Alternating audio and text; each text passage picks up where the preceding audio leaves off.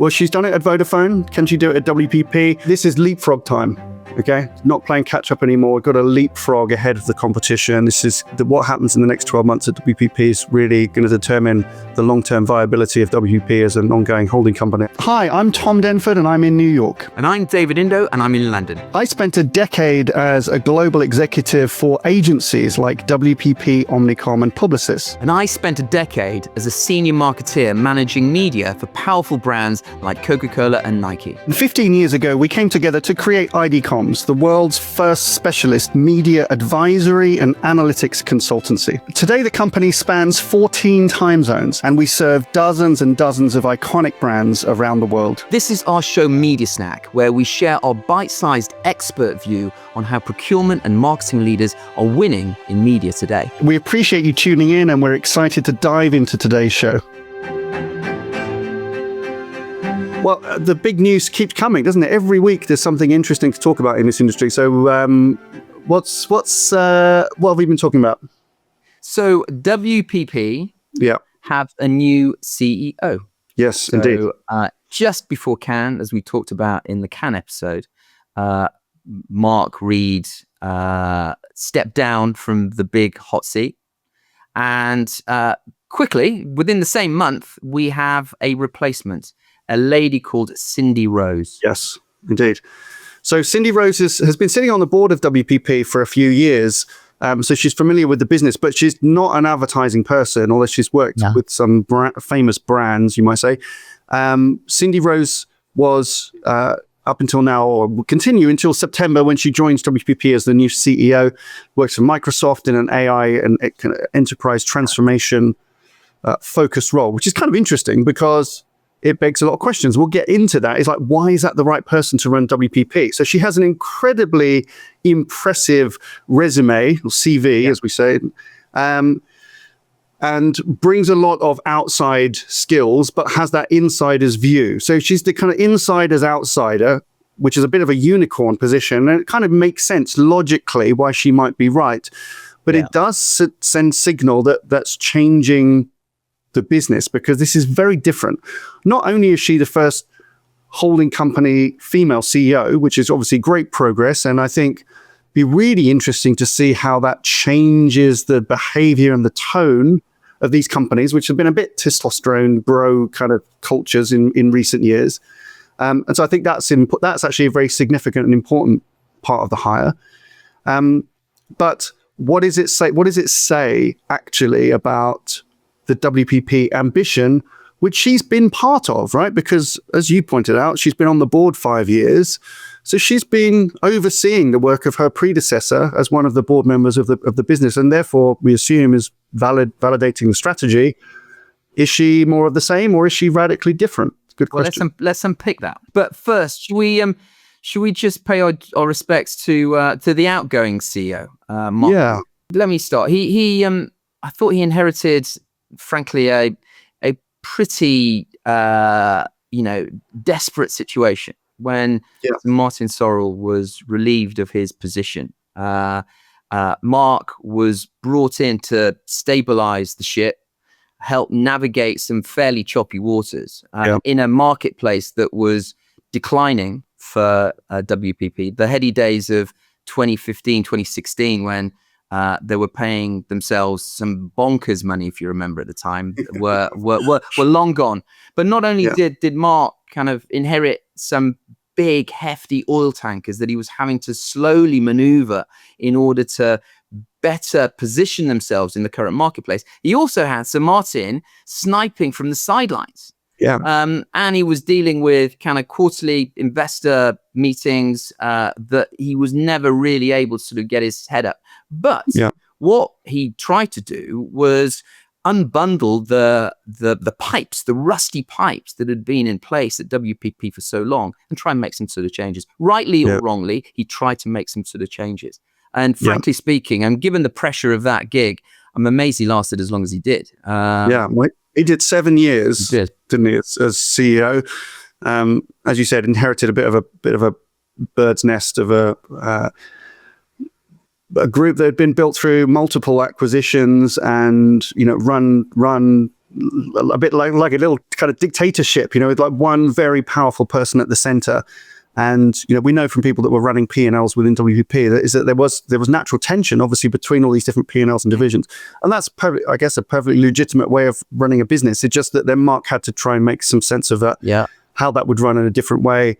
We've talked about it a lot. We'll link it to it up here.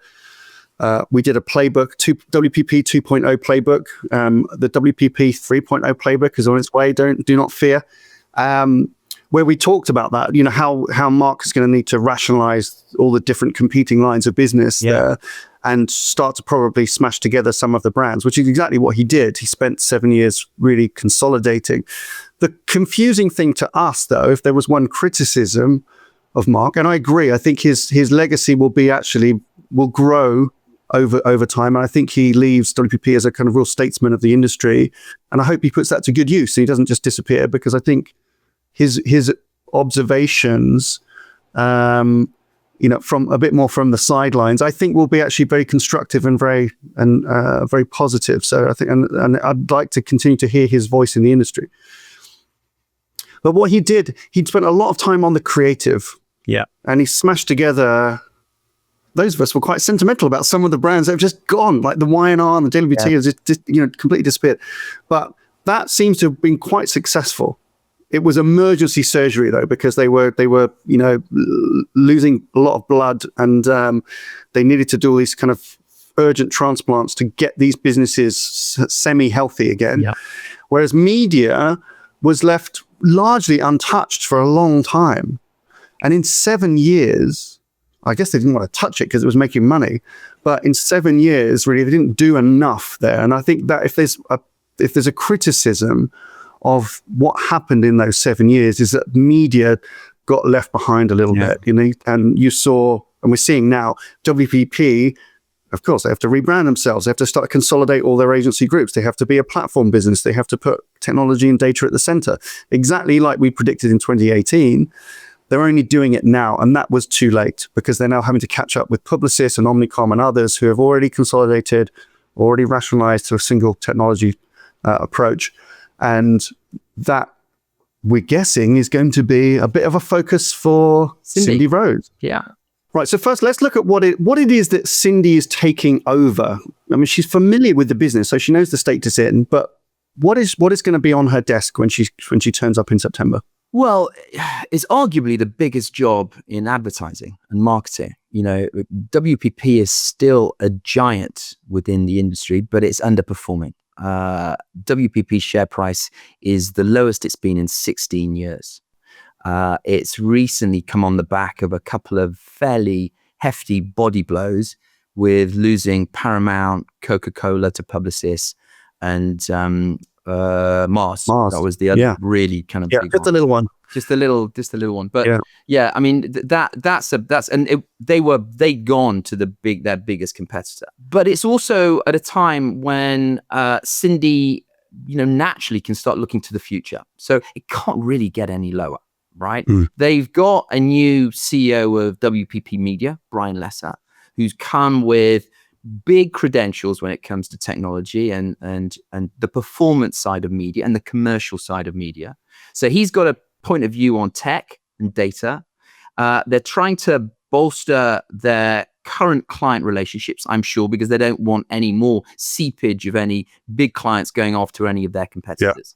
The share price is on its bottom. And so she should be given a blank sheet of paper to see what she can do to change it, to move it forward. Whether she succeeds in doing that is a different matter. Whether she has the airspace to do that, because the problem that Mark had, as we mentioned, every quarter he has to go back to the city and report his results, and they are unforgiving. So you never have a period of time where you can begin to establish change and hopefully begin to start seeing some kind of results. So she's inherited a challenging business with massive opportunity, hopefully at the right time that she can impact change. Yeah, good. I mean, it is exciting. Yeah. We've said, we call it it's a red ocean for agencies, and that for those not familiar with the term, blue ocean is where there's very few competitors and you've got an expanding market. You've got a red ocean here, which you've got highly competitive waters, shark-infested waters, soon to be, red with blood, because not everyone's going to survive. That is it. This is a race for survival. The next 2 to 5 years across the agency landscape will be very, very different. It's quite exciting in the sense that these companies are really going to have to pick up their capabilities and their commercial model and their service levels to be more competitive than ever for the CMO's attention and for their dollars. And so for the marketer and for brands, this is quite healthy. Yeah. There's been probably a lot of inefficiencies and dysfunction and too many layers and duplication within agencies and a bit of kind of chaos. As we know, David and I have run agencies, and David's been on the brand side, on the marketer side of some big brands. So we've seen this over the last 10, 15 years play out. This is a critical time. So big hire, but exciting. Yeah. The not exciting part is that there will continue to be layoffs and disruption and confusion inside these businesses as they migrate from being very service-focused businesses to being much more sales-focused businesses and technology and platform businesses. There are and will continue to be significant layoffs, which is tragic. We hope that they don't cut too hard and too far, which is what they've done in the past. They did during the COVID, and then they had to kind of hire people back, and there was a bit of a talent drought, and that created a headache for marketers. So these things have got to be managed quite carefully. If I take a more bullish view of Cindy's appointment, I think she's the right person to do that, which is actually transform the company and get it competitive, not on its creative credentials or on its really marketing credentials, but to get the right structure to that business, to really focus on what the lines of business are going to be for a company like WPP. Some of the surgery that we talked about years ago and doing those kind of things. And I hope brings a little more sensitivity to it. So she doesn't seem like your typical FTSE 100, CEO. Not that Mark was necessarily a typical version of that, but maybe she comes with a little bit more, maybe a slightly gentler touch or a bit more of a human approach, we hope, because the human part of AI transformation is really going to be ultimately the discriminating thing, right? It's going to be the difference between WPP, Omnicom, and Publicis in this red ocean race. The quality of talent and leadership and vision and how they talk about that, I think, is going to be critical. She brings amazing credentials to that in that sense. Her commercial credentials are very powerful. She's made turnarounds of businesses before. She is obviously well regarded and senior within Microsoft, and that's already a close partner of WPP. And she's seen as somebody who can make tough decisions. Actually take decisions hopefully quickly to that business can move forward. And she's got to be a bridge. Yeah. I don't know. You'd see this maybe as a 5-year role. You need somebody to take the company across a bridge from being a legacy, multi-divisional, multi-lines of business marketing services company to some form of AI technology platform company that serves the needs of brands. I think she's a pretty good guide, and I think the people in WPP will be probably quite inspired to be part of that journey. I'm not sure. I would say her biggest challenge in my bullish view, which is that she's the right person for the job at the right time. The biggest challenge, which WPP have always suffered with compared to Publicis, who have been very good at this, is get the internal narrative really clear and really consistent. Because one of our criticisms, particularly of Group M over the years, and rebranding it, by the way, doesn't get rid of this because it's still an internal problem. So just calling it WPP Media doesn't solve this, is that if you ask 20 Group M executives around the world what Group M did, you get 20 different responses. If you go to any of the WPP media agencies, Mindshare, Mediacom, Wavemaker, Essence Mediacom, I should say, apologies. What's the kind of vision of media within Group M and WPP? It's totally always different. Yeah. It's totally inconsistent. Even within Mindshare around the world, although they were the less worse probably at it. Really inconsistent. You go into Publicis, one of their great strengths that Arthur has achieved over the last 5 years with Power of One is that you can pretty much, whichever way you kind of cut them, they say the same thing, which is so hard to do. It's very hard to do in a complex global business like that. And that's missing in my view. And I think that's the biggest challenge that Cindy Rose is going to have, is getting that message really clear and then consistently through and across the business as fast as possible so that everybody understands the journey that they're all going on, because it is change and disruption. And they've got to be consistent in that message, because they've got to bleed that. They've got to sweat that message so that marketers really understand what the WPP proposition is. Because at the moment, it is not super clear. Yeah. You see, the cynical side of me was going to challenge you on that. Come on. Okay, come on. But you're being very bearish about this, and it's really interesting. Yeah, I am because I think I couldn't. By the way, I don't disagree with you. I think her credentials are amazing. I think she's going to be a very powerful force in the marketing community for change for WPP. However, I think her role is very specific. She is there to operationalize and stabilize a leaking ship. I'm not saying sinking ship, a leaking ship. Her excellence at Microsoft was based on operational strategic brilliance. That is what she's been brought in to do. Her core capabilities are around AI and technology. You combine that with Brian Lesser's data brain and progressive technology thinking, it tells you exactly what WPP is going to be. At its veins, the bloodstream will be AI and commercial excellence. Where in any of that is creativity? That's my concern. That's my concern. Now, it may appease the shareholders, because I would hope that once commercial income is coming in on the other side and the margins are very healthy, perhaps through proprietary media and a double click on that, then the margins and the profitability of WPP will improve. The share price will go up. Yep. The city will be happy. However, will marketeers be knocking on the door of a business that perhaps is singularly focused on the execution of media and the trading of media? I don't know. Now, if I was a competitor of WPP, I perhaps would look at this and I would challenge you again, Tom, on the distinction between one AI platform from one agency and another. I think they're all homogenous. I think they're all entirely different. If I was one of the CEOs of the competing holding companies, I would perhaps imagine what Cindy will be looking to do, and I will purposefully try and distinguish myself and my holding company and my networks within my holding company creatively and humanly away from where I think that WPP are going to go. Yeah, and that's certain to be a challenge in that role, because I mean, they'll say, well, we just got awarded the most creative network at Cannes, but that really represents work of 2 years ago. It's really about what does this mean to marketers? I mean, listen, we work in the world of brands. WPP is a brand. It doesn't sing creativity, unfortunately. And that has been missing, perhaps from Mark's leadership, because that wasn't his heritage. Arguably, maybe Sorrell was more passionate and vocal about that stuff, even though he came from the financial side of the business as well.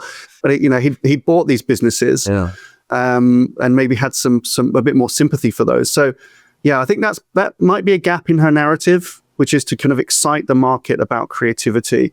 You could say Omnicom, maybe they don't have that as overall leadership, but as we're talking, it's Omnicom and IPG. If they we expect them to be merging in the next couple of months. The likelihood is that the leadership will change, obviously, of Omnicom over the next couple of years. I put money on the fact that it's a Cindy Rose type appointment. It will be a strong female leader that can bridge the business into the future. But I think that the kind of the toolkit that person's going to have at Omnicom is going to need less basic surgery. They have a better integration story probably. And Publicis is already a lap ahead on a lot of that stuff. If they have the leader already in art of the future, who's made some impressive progress over the last few years. And as I mentioned, it's It's a consistent business. It's hard to bet against them over the next couple of years. So that's why it's interesting. For the CMO, though, so what, we're talking about some of the implications and maybe the insider's view of what the job looks like. But let's just say you've been a media leader within Nike, Coca-Cola, and businesses. These, very media-focused, creative businesses. Coke just moved their business out of WPP to Publicis, perhaps for some of these reasons. It's media business, yeah. Yeah, the media business. So, what should a marketer be thinking about this? More than just like, well, let's wait and see. What should we be thinking? There's two things. Everything that I've read about Cindy Rose talks about an operator of high intellect who is client obsessed, whatever that means. Client obsessed. I'd want to explore that. I'd want to see what her philosophy and her values are now imposed on WPP that will make that a more client-centric organization, even more client-centric. That's the first thing.